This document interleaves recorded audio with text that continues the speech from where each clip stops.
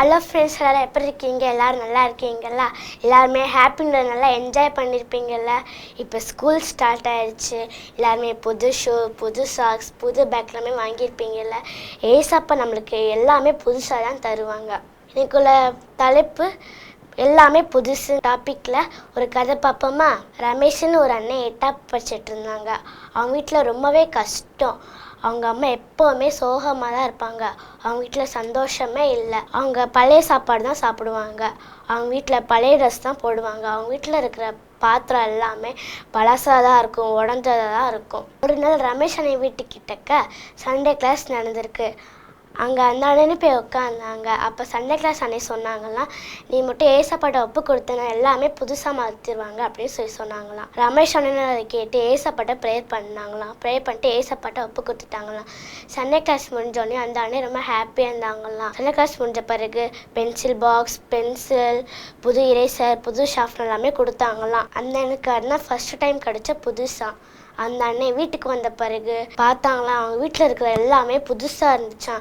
அம்மாட்ட வந்து கேட்டாங்களாம், அம்மா இது எப்படிம்மா எல்லாமே புதுசாக இருக்குன்னு கேட்டாங்களாம். அம்மா சொன்னாங்களாம், நான் வேலை பார்த்த வீட்டில் வெளிநாட்டுக்கு போகிறாங்களாம். அதனால அம்மா உண்மையாக வேலை செஞ்சதுனால அதை புதிய பரிசு எல்லாமே கிஃப்டாக கொடுத்துட்டாங்க அப்படின்னு சொன்னாங்களாம். அப்போ ரமேஷ் அண்ணன் அவங்க அம்மாட்ட சொன்னாங்களாம், அம்மா நான் சண்டே கிளாஸ்க்கு போனேம்மா, அங்கே இப்படிலாம் சொன்னாங்க, நான் செஞ்சேம்மா. எனக்கு அங்கே சண்டே கிளாஸ் முடிஞ்ச பிறகு பென்சில் பாக்ஸ் எல்லாம் கொடுத்தாங்கம்மா அப்படின்னு சொன்னாங்களாம். தம்பி தங்கச்சி, நீங்களும் ஏசப்பாட்ட ஒப்பு கொடுத்தீங்கன்னா ஏசப்பா நம்மளும் எல்லாத்தையும் புதுசாக மாற்றிடுவாங்க. கதை நல்லா இருந்துச்சா? இது கூடிய வசனம் கேட்போமா? இதோ நான் புதிய காரியத்தை செய்கிறேன். ஏசாயா 43:19. இது கூடிய பாட்டு கேட்கலாமா?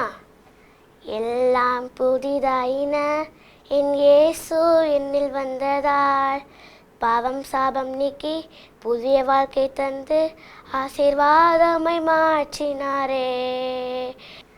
எல்லாம் புதிதாயின, என் இயேசு என்னில் வந்ததால் பாவம் சாபம் நீக்கி புதிய வாழ்க்கை தந்து ஆசீர்வாதமை மாற்றினாரே.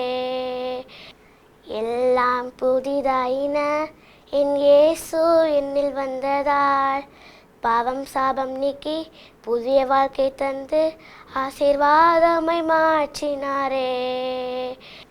எல்லாம் புதிதாயின, என் இயேசு என்னில் வந்ததால் பாவம் சாபம் நீக்கி புதிய வாழ்க்கை தந்து ஆசீர்வாதமை மாற்றினாரே. இது கூடிய ஆக்ஷன் கற்றுக்கலாமா?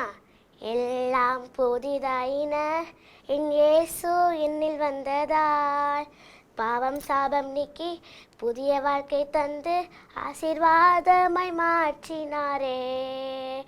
எல்லாம் புதிதாயின, என் இயேசு என்னில் வந்ததால் பாவம் சாபம் நீக்கி புதிய வாழ்க்கை தந்து ஆசீர்வாதமை மாற்றினாரே.